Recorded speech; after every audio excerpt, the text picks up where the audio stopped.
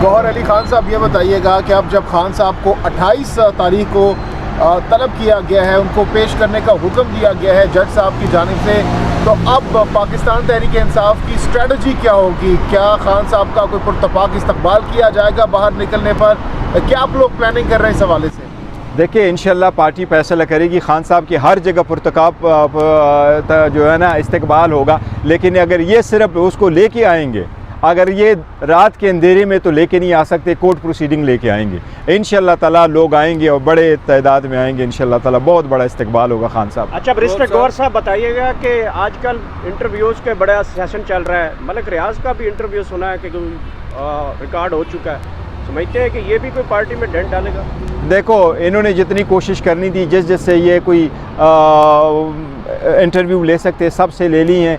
अगर उसने interview record करवाया और है तो लेट दैट कम। भाई, जहाँ तक मैं मलिक रियाज साहब को जानता हूँ, मेरा नहीं ख्याल मलिक रियाज साहब कभी कोई रेड लाइन क्रॉस नहीं करते। वो एक बिजनेसमैन आदमी है, सोबर आदमी। गौहर अली खान साहब, आपने कहा कि लोग निकलेंगे, पुरतपाक इस्तकबाल भी करेंगे, तो कैसे करेंगे? क्योंकि एक जानिब अब भी जो लोग हैं, पीटीआई के लोग रोपोश हैं, छुपे हुए हैं, जो कारकुनान हैं वो डरे हुए हैं, तो किस तरीके से खान साहब का आप लोग पुरतपाक इस्तकबाल करेंगे? सर, जितने भी ये लीडरशिप बेशक छुपी हुई है, वो अंडरग्राउंड है ज़रूर है, लेकिन अवाम और सपोर्टर और वोटर आप देखेंगे, इंटरनेशनल मीडिया कितने आएगी। इंशाल्लाह ताला 27 को इस पर बहस करेंगे, आप देखेंगे दुनिया उमड़ आई होगी। गौहर साहब, ये सवाल बहुत अहम जानना ज़रूरी है कि जो सिफर से दोबारा से अब जो ट्रायल शुरू किया जा रहा है, क्योंकि सब कुछ तो ऐसा लग रहा है कि 8 फरवरी को सामने रख कर किया जा रहा है, तो 8 फरवरी तक आइडियली क्या ट्रायल जो है वो कंक्लूड हो सकता है? कोई सज़ा या जो भी फैसला होगा, लेकिन 8 फरवरी तक कंक्लूड हो सकता है। देखिए, मुखालिफिन की कोशिश है कि जल्द से जल्द कंक्लूड करें। मुखालिफिन की कोशिश है कि जितना जल्दी हो सके कन्विक्शन हो, डिस्क्वालिफिकेशन हो, उसको पॉलिटिकल स्फीयर से निकाला जाए। लेकिन कानून के मुताबिक अभी प्रोसीड होना है। हाई कोर्ट के 2 जज साहिबान ने एक ऑर्डर किया है, उसके पैरामीटर्स पूरे करके आगे बढ़ना है, और ऐसे ही बढ़ना चाहिए। ये हर शहरी का एक हक है आईन और कानून के मुताबिक। इसी तरीके से चलेंगे। 28 गवाह है और 2 अक्यूज्ड है, वो अपने क्रॉस एग्जामिनेशन करेंगे, अपने गवाह भी पेश करेंगे। मैं नहीं समझता कि ये किसी सूरत हो सकता है। बाकी भी केसेस इन कोर्टों में प्रोसीड कर रहे हैं। अगर आप इनको कंक्लूड करना चाहें इन अकॉर्डेंस विद लॉ, तो will take quite a lot of time. अच्छा, गौहर अली खान साहब, अब जब खान साहब ने बाकायदा तौर पर 10 दिसंबर को पेशावर में जलसे के अहकाम जारी कर दिए हैं, दूसरी तरफ हम देख रहे हैं कि पंजाब में भी अली जफ़र साहब को टास्क सौंप दिया गया है, तो क्या अब आप कह सकते हैं कि आपको लग रहा है कि पीटीआई को अब लेवल प्लेइंग फील्ड की तरफ एक ट्रैक की जानिब जाया जा रहा है और मामला अब बेहतरी की जानिब जा रहे हैं? क्योंकि लास्ट हमने कंसेक्टिव 2 आप लोगों ने कन्वेंशंस किए हैं without any resistance, without any रोक टोक, तो क्या कहना चाहेंगे इस हवाले से? देखिए, अभी भी लेवल प्लेइंग फील्ड नहीं है, ये सिर्फ एक नारा है लेवल प्लेइंग फील्ड का। अभी भी रोक टोक है और अभी भी इजाज़त कहीं भी नहीं मिल रही। केपीके में 2 कन्वेंशन ज़रूर हुए हैं, वो हाई कोर्ट ने ऑर्डर कर लिए थे और बड़ा लिमिट करा लिया था और उनके वेन्यू भी चेंज करने पड़े थे, इसलिए अभी इजाज़त तो नहीं मिल रही है। और इसी सिलसिले में हमने इलेक्शन कमीशन से रिक्वेस्ट की थी कि आप एक नोटिफिकेशन करें, उस नोटिफिकेशन को IG और सारे सेक्रेटरी, चीफ सेक्रेटरीज़ को डायरेक्ट करें कि आप उनको फैसिलिटेट करें, सारे पार्टीज़ को फैसिलिटेट करें। अगर अकॉर्डिंग्स विद लॉ वो आपको एप्लीकेशन दे देते हैं, आप परमिशन दें, लेकिन उनको परमिशन अगर मिल जाती है इंतज़ामिया की तरफ से, फिर उनको ना रोकें। अभी रोक टोक तो ज़रूर है, लेकिन हमारी कोशिश है, दोबारा दरख्वास्त देंगे हम, we are going to high court. Minar-e-Pakistan पर नून लीग ने जो जलसा किया था, क्या उतने ही लोग आप पेशावर जलसे में इकट्ठे कर पाएंगे? इंशाल्लाह ताला उससे दुगना होंगे, प्रोवाइडेड की इजाज़त मिल जाती, प्रोवाइडेड ये लोगों को रोक न ले, और इंशाल्लाह ताला लोगों को नहीं रोक सकेंगे। हम पेशावर हाई कोर्ट में ये दरख्वास्त देंगे कि अब फुरमन जलसे की इजाज़त आईनी हक़ है और इस आईनी हक़ को इन्फोर्स करना अदलिया की जिम्मेदारी है। जलसे में सिर्फ और सिर्फ पेशावर की शहरी होंगी या मुल्क भर से कारकुनान को? सिर्फ KPK के लोग होंगे पूरे कि हम सिर्फ KPK के लोग देखें और देख लेना लोग कितने तादाद में आते हैं। बैरिस्टर गौहर साहब, ये बिलावल भुट्टो ज़रदारी की जानिब से पाकिस्तान तहरीक इंसाफ को टिकटॉकर की जमात कहा गया है, क्या कौन सी जमात कहा गया? टिकटॉकर। हाँ, क्या टिकटॉक पे ही है पाकिस्तान तहरीक इंसाफ या ग्राउंड पे भी है, कोई बताएंगे?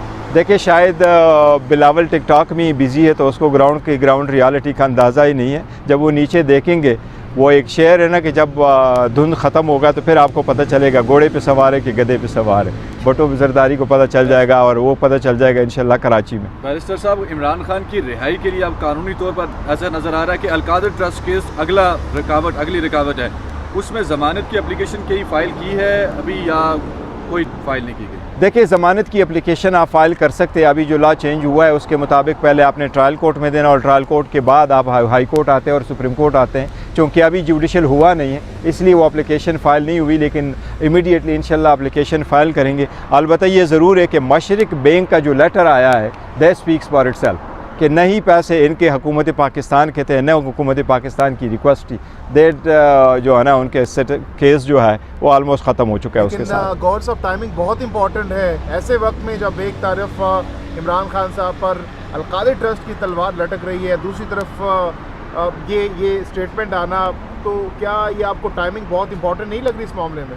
अब मशरिक का स्टेटमेंट आना, देखिए मशरिक का स्टेटमेंट जो है 18 अक्टूबर को सुप्रीम कोर्ट ने एक ऑर्डर कर लिया था और 10 कंपनीज 10 अकाउंट जहां से पैसे ओरिजिनेट होकर के पाकिस्तान आए थे, सुप्रीम कोर्ट ऑफ पाकिस्तान ने उस केस में प्रोसीडिंग करते हुए ऑर्डर कर लिया था और मशरिक को भी नोटिस गया था कि आप ये भी डॉक्यूमेंट दे दें। तो ये सुप्रीम कोर्ट के हिसाब से आए, हमने न किए और ना हम फैसिलिटेट कर सकते और नहीं हमें ये पता था। पेश होंगे?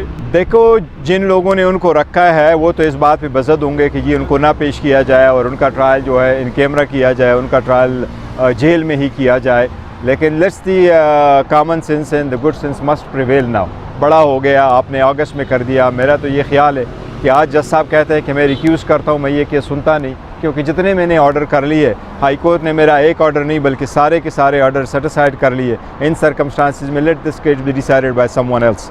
लेकिन anyway if he has to proceed let सही, लेकिन अच्छी बात है कि वो ओपन ट्रायल हो। देखो, आईन और कानून में कोई कंसेप्ट नहीं है कि आप किसी का ट्रायल कर लें। आपको याद होगा 23 अक्टूबर को मैंने एक ट्वीट किया था, इंडाइटेड और नॉट इंडाइटेड, गिल्टी और not guilty, each and every order of the trial court जो है वो अनकॉन्स्टिट्यूशनल, इलीगल है और हाई कोर्ट उसको अनकॉन्स्टिट्यूशनल डिक्लेयर करेगी। तो यही है, हुआ है, अच्छी बात है कि ऐसा ही हो।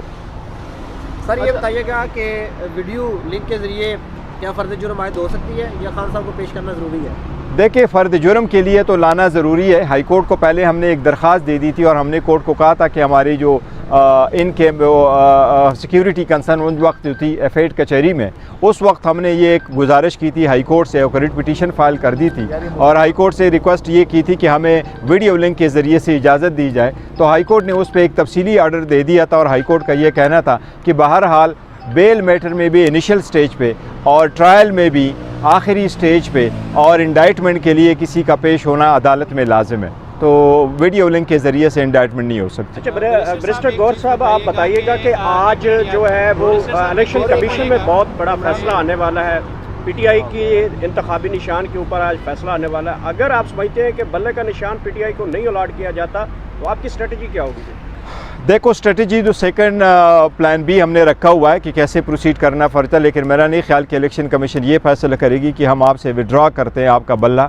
चीफ इलेक्शन कमिश्नर ने भी कहा था बल्ला हमारा ही है, बैलेट पेपर पे बल्ले का निशान होगा। हम जब मुलाकात कर रहे थे उस वक्त सारों मेंबरान साहिबान और चीफ इलेक्शन कमिश्नर ने ख़ुद कहा था। हमने ये स्टेटमेंट पहले भी दी थी, ये ऑर्डर तो ओरली अनाउंस हो चुका था। फिर हमने 2 दरख्वास्तें दी थी, इलेक्शन कमीशन ने कभी उसकी तरदीद नहीं की है। तो हमें उम्मीद ये ज़रूर है मुझे कि एटलीस्ट बल्ला हमारा ही होगा। मैक्सिमम अगर अदालत हमें ये इलेक्शन कमीशन कुछ एडवर्स ऑर्डर कर सकती है। इलेक्शन कमीशन ने हमारे इंट्रा पार्टीज़ इलेक्शन पे कभी एतराज़ नहीं किया था। इनके जो डॉक्यूमेंटेशन हमारे साथ हुई थी वो ये थी कि आप की डेफिशिएंसी है डॉक्यूमेंट्स में, फॉर्म नहीं है, दस्तखत नहीं हुआ, लिहाजा वो कंप्लीट करें। तो उम्मीद मुझे यही है कि अगर मैक्सिमम ऑर्डर करेंगे तो ये हमें इंट्रा पार्टीज़ इलेक्शन का दोबारा ऑर्डर करेंगे, जो मैं समझता हूँ कि इट्सेल्फ भी गलत होगा। लेकिन बल्ला वापस लेने का देखो, अनलेस क्योंकि बहुत बड़ी गेम चली हो। बैरिस्टर साहब, 29 अगस्त तक कार्रवाई रिवर्स हुई है साइफर केस में।